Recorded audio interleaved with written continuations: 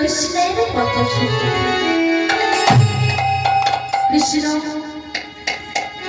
তোকে মাতৃহত্যার পাপ থেকে কৃষ্ণ তুমি যেমন আমার ঘরকে শূন্য করেছ, তুমি যেমন আমার কলকে শূন্য করেছ, আমি তার প্রতিশোধ নেব। আমি কলিকালে প্রমাণ করে দেব যে মাকে কাঁদাই, মাকে দুঃখ দিয়ে, মাকে কষ্ট দিয়ে, মাকে জ্বালা দিয়ে ভগবান আমি প্রমাণ করে দেব যে মা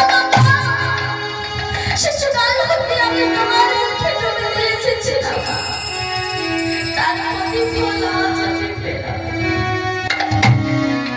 এই মা আমার শীতের মধ্যে আমার ছেলেটা তোমার মুখে সাদা দেখে পারে,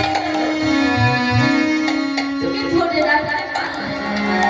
আরে আমি না হয় পেটে ধরেছিলাম, কিন্তু তুমিও তো মা, তুমিও তো মা।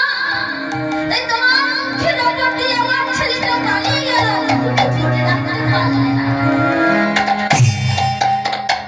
তাই আমিও তোমার এই বুকের মধ্যে আমি আত্মহত্যা করব। দেখো কত তোর শক্তি, তবে মা মরার আগে তোকে দেখতে বড় ইচ্ছে করছে। যদি তোর ওই মুখখানা দেখে মরতে পারতাম, সেই অলঙ্কা তিলকা অঙ্কিত বদনখানা মৃদু মন্দ হাসিয়া সেই চাচার জীবনকে সেই মালতীর মালা ছাড়া যদি আমি একবার দেখে মরতে পারতাম, তবে তোর নাম করে বলবো। এই কলিকালে মানুষগুলোকে তুই কি শিখিয়ে দিয়ে বলে যে মধ্যে বিকয়া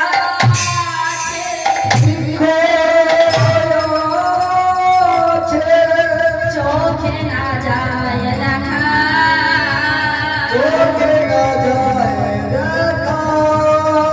নামের মধ্যে নামি আছে, হৃদয়ে মনে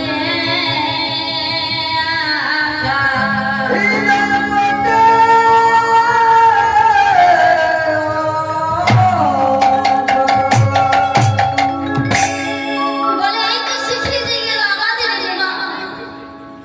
বলি ভাই পেও না হগো, বীজের মধ্যে বৃক্ষ থাকে, চোখে না যায় দেখা, তাকে রোপণ করতে হয়, সিঁচান করতে হয়, বায়ু দিতে হয়, তাপ দিতে হয়, আলো দিতে হয়, যেটা নামের মধ্যে নামে আছে হৃদয় কোটে আঁকা।